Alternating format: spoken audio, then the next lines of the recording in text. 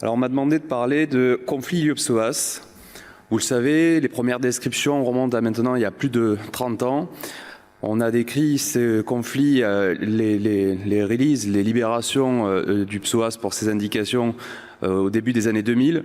Et on estimait à l'époque à peu près à 4% le taux d'incidence de ces conflits sur les prothèses. Et sur une étude plus récente, environ 5%. Alors ce conflit, c'est un conflit direct entre le tendon iliopsoas sur son passage en avant de la cupule, à la partie antérieure de la cupule.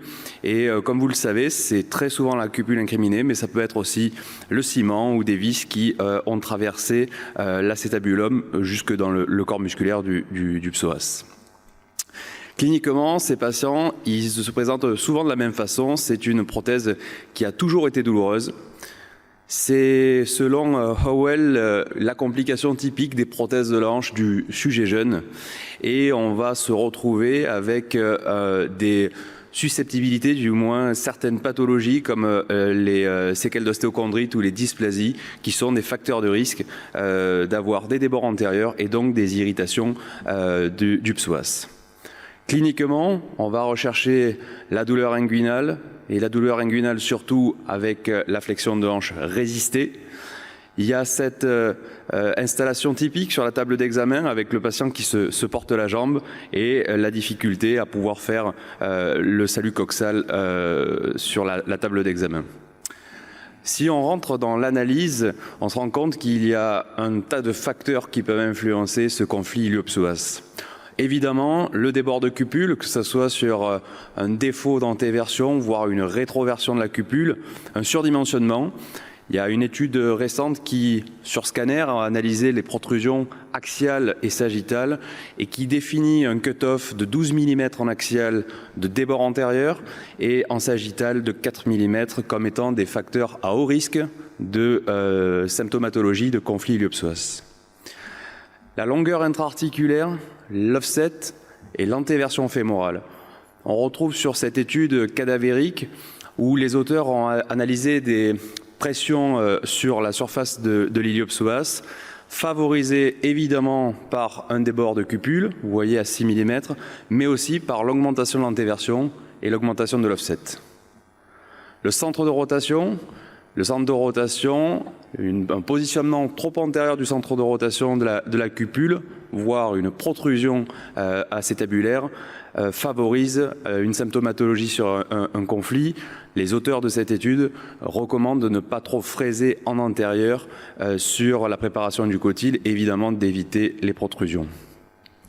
Enfin, le design de cup, notamment avec l'usage de vis, le design des tiges fémorales, notamment avec les collerets qui ont été rapportés comme étant des facteurs de risque.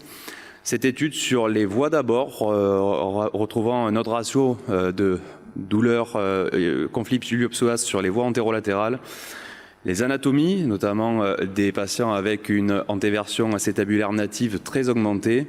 Et sur cette étude du corps en 2019, la rétroversion pelvienne, qui est un facteur favorisant de conflit psoas-cupule. Alors dans l'analyse, qu'est-ce qu'on va faire? Eh bien, on a déjà tous les examens radiologiques conventionnels qui vont nous donner beaucoup d'informations et évidemment le scanner pour connaître le positionnement de la cup et son dimensionnement. Vous voyez ici sur une incidence de faux profil, une incidence latérale, un énorme débord antérieur de la cupule. Le scanner, évidemment, avec les analyses sagittales et les analyses axiales. Sur cette étude récente, un cut-off à 10 mm comme étant la certitude d'un conflit symptomatique du psoas. Et vous voyez cette vision en 3D que je trouve très utile, que ce soit dans la planification, mais aussi dans le diagnostic, parce que le dessin de la vallée du psoas n'est pas forcément facile à voir sur des coupes en un plan, et dans le 3D deviennent beaucoup plus évidentes. Plus récemment, des modèles de sorte de simulation, on est sur une partie plus fondamentale qui pourrait être un prédictif d'un conflit symptomatique sur de la modélisation 3D. Alors, il y a aussi l'échographie. L'échographie va nous permettre de confirmer le diagnostic en recherchant une bursite de l'iliopsoas, en recherchant un débord antérieur sous l'opsoas de la cupule et ou en réalisant un test thérapeutique, un test infiltratif. J'aborderai juste le traitement conservateur avant que mes collègues abordent le traitement chirurgical. Traitement conservateur, repos, analgésique, anti-inflammatoire, rééducation et évidemment l'injection d'une association anesthésique locale et corticoïde dans la gaine du psoas. C'est un intérêt diagnostique et un intérêt thérapeutique. Ça permet, vous le voyez, sur une bonne partie de patients d'améliorer la fonction clinique et la douleur. Vous voyez que 30% des patients sur cette série avaient besoin d'une deuxième injection et 20% allaient vers la chirurgie.